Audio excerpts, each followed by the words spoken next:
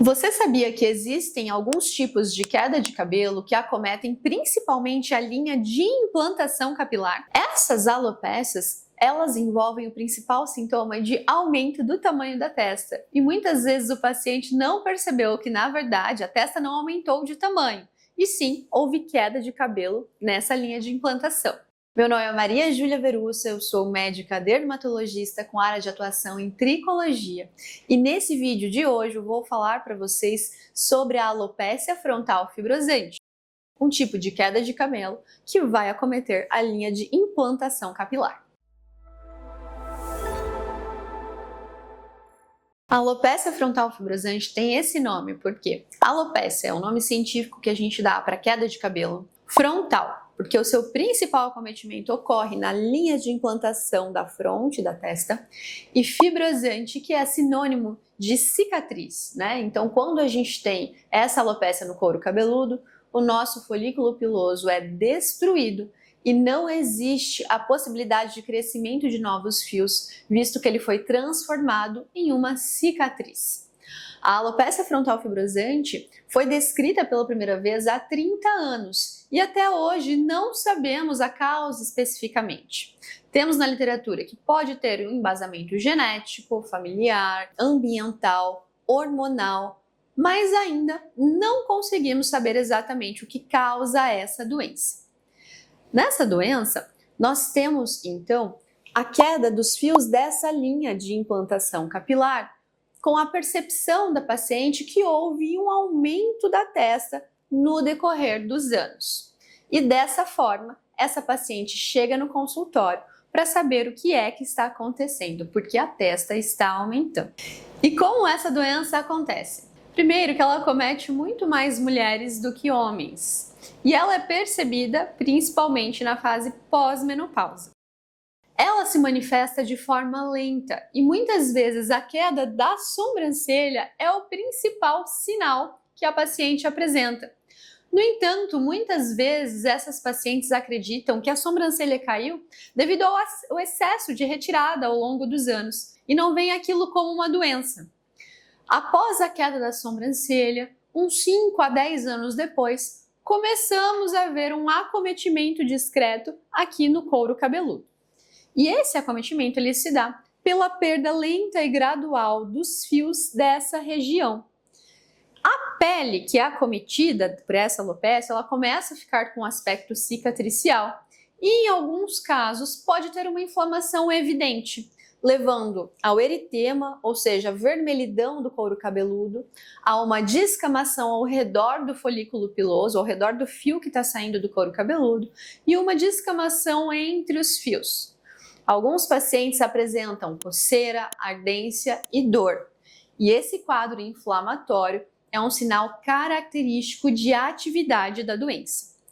Além do acometimento folicular de sobrancelha e cabelo, também pode haver o acometimento dos pelos da face, e esse acometimento pode levar à presença de pápulas faciais, né, que são pequenas bolinhas cor da pele ao redor da sobrancelha, entre a sobrancelha.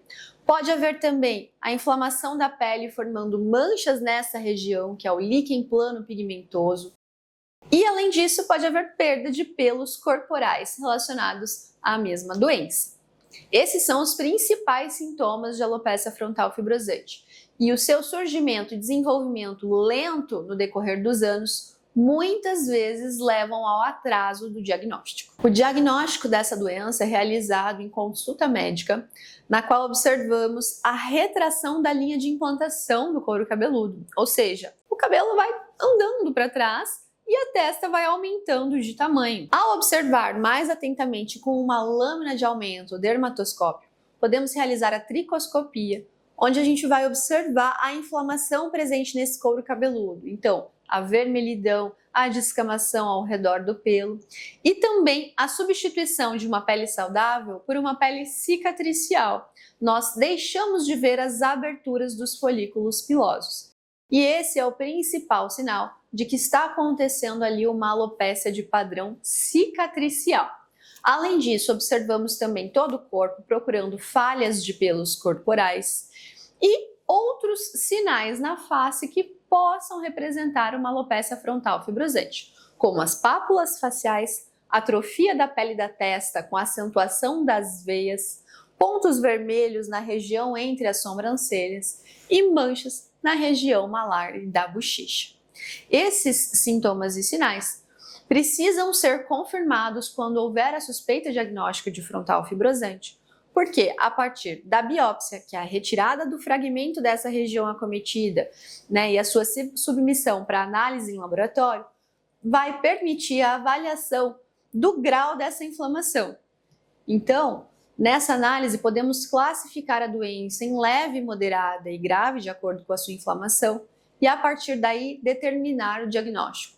Por isso, a biópsia é muito importante na suspeita clínica dessa condição, pois ela vai guiar o tratamento escolhido em associação com os sintomas da paciente. Apesar dessa doença ser muito comum em mulheres, os homens também são afetados em menor proporção.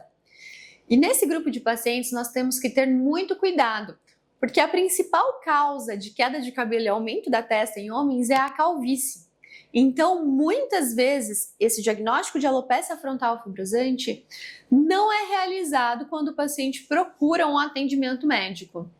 Outro sinal que é bem característico nesses pacientes e que acende um alerta para a possibilidade de frontal fibrosante ao invés de calvície é o início da perda capilar acometendo as costeletas desses pacientes. Geralmente na calvície a costeleta é preservada, já na alopecia frontal fibrosante os homens apresentam a queda da costeleta como um dos sinais iniciais. E, da mesma forma que as mulheres, eles também podem apresentar queda de sobrancelha e manifestações de pele na face associada à queda capilar. Então, esse grupo de pacientes é especialmente difícil o diagnóstico dessa doença devido à confusão com a calvície. Nesse vídeo, nós vimos como a alopecia frontal fibrosante acontece, a sua principal manifestação clínica, que é a retração da linha de implantação capilar, acompanhado ou não de sintomas. Qual o grupo de pacientes que é mais afetado, Mulheres, principalmente no período pós-menopausa.